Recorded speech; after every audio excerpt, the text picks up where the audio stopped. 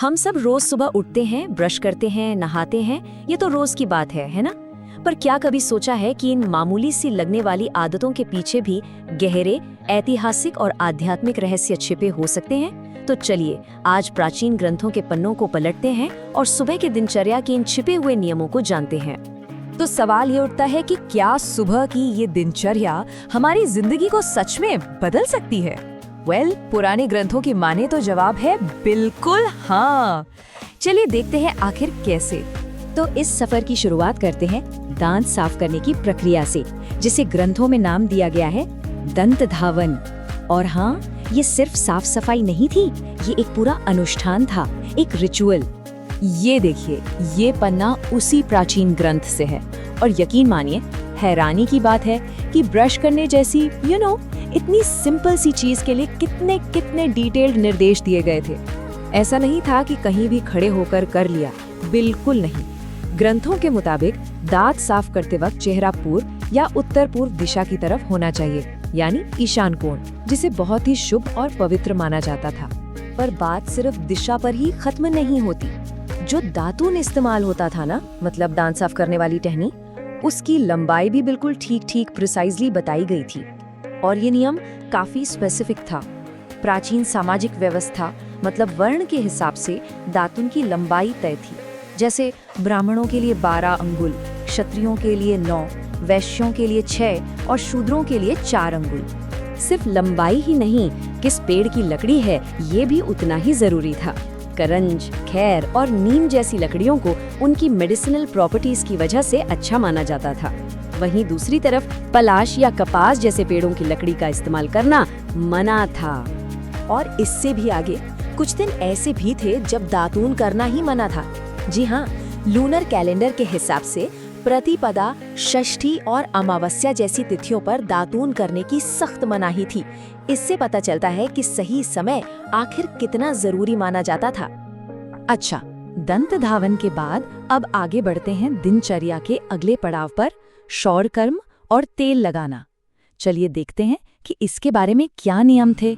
और यहाँ से चीजें और भी इंटरेस्टिंग हो जाती हैं। इन ग्रंथों में हफ्ते के अलग अलग दिनों में शेविंग करने के परिणाम को सीधे सीधे इंसान की उम्र से जोड़ दिया गया है। हर दिन का एक अलग रिजल्ट बताया गया है। देखिए, अगर रविवार, मंगलवार या शनिवार को शेविंग की तो उम्र 1, 8 और 7 महीने कम होती है। लेकिन अगर सोमवार को की तो 7 महीने बढ़ती है। और बुधवार, गुरुवार या शुक्रवार को की तो 5, 10 और 11 महीने उम्र बढ़ जाती है। मतलब कमाल के नियम है ये। और बिल्कुल ऐसे ही नियम तैलाभ्यंग यानी तेल लगाने पर भी थे। खास तौर पर एकादशी और पूर्णिमा जैसे त्योहारों के दिन शरीर पर तेल लगाना सही नहीं माना जाता था। तो अब आते हैं सुबह के इस अनुष्ठान के सबसे इम्पोर्टेंट हिस्से पर, स्नान।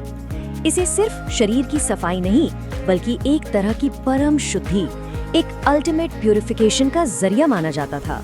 स्नान से ठीक पहले एक बहुत जरूरी क्रिया होती थी जिसे संकल्प कहते हैं। इसका मतलब है एक दृढ़ इरादा करना, एक इंटेंशन सेट करना। बस यही एक चीज नहाने जैसी आम क्रिया को एक सचेत अनुष्ठान, एक माइंडफुल प्रैक्टिस में बदल देती थी। ग्रंथों में लिखा है कि सुबह स्नान करने की आदत से 1 या 2 नहीं, बल्कि पूरे 10 फायदे, 10 गुण हासिल होते हैं। और ये 10 गुण हैं: सुंदरता, शक्ति, पवित्रता, लंबी आयु, स्वास्थ्य, ओजस यानी विगर, बुरे सपनों से छुटकारा, तप यानी डिसिप्लिन, मेधा यानी तेज बुद्धि और एक खास चमक जिसे तेज कहते हैं।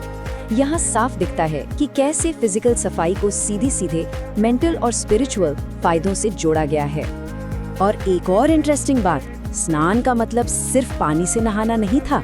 ग्रंथों में तो 7 तरह के स्नान का जिक्र है, जैसे मंत्रों के उच्चारण से मंत्र स्नान, शरीर पर पवित्र मिट्टी लगाकर भौम स्नान, और यहाँ तक कि मन ही मन में ईश्वर का ध्यान करना, उसे भी मानस स्नान कहा गया है।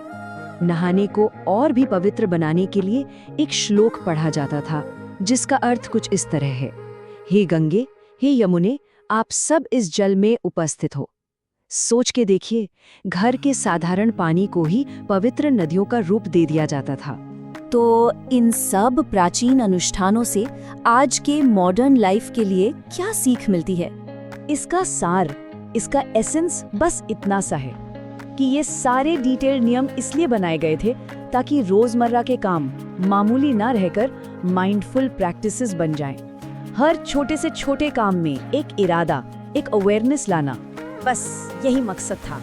और ये हमें एक सवाल के साथ छोड़ जाता है कि ये प्राचीन अनुष्ठान आज की इस भाग दौड़ भरी जिंदगी में हमें प्रेजेंट मोमेंट में, वर्तमान में जीने के बारे में क्या सिखा सकते हैं।